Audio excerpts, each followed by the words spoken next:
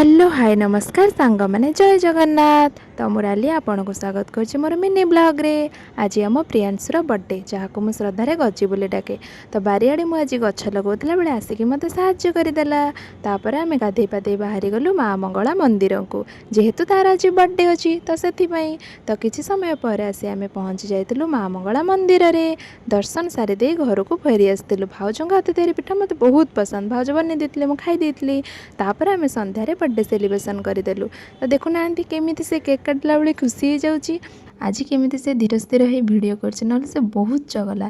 तापर से समस्त को केक खुआई देला। केक खुआला बेले बहुत खुशी था। तापर आम समस्ते मिलमिशि बसी पड़ू पूरी बेलाबेली कर। पूरी डालमा खीरी मिठा सबू हो जाता। जेहेतु से संध्या दिया टाइम हो गला तो समस्त संध्या देवाई पड़े। मु बसी पड़ी पूरी छाणवे।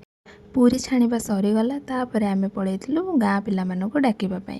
तापर गाँ पिला मानक डाकिदेलु। छुआ मैंने खाइले बहुत खुशी लगे। तो से खाइबार देखी आम प्रियांशु कहला मु भी आज हाथ में खाइबी। तो ताकू दिगला से हाथ में खाइबापी। देखुना केते सुंदर भाग से हाथ में खाऊे। तापर आम एपटे बसी पड़ू खाइबापी।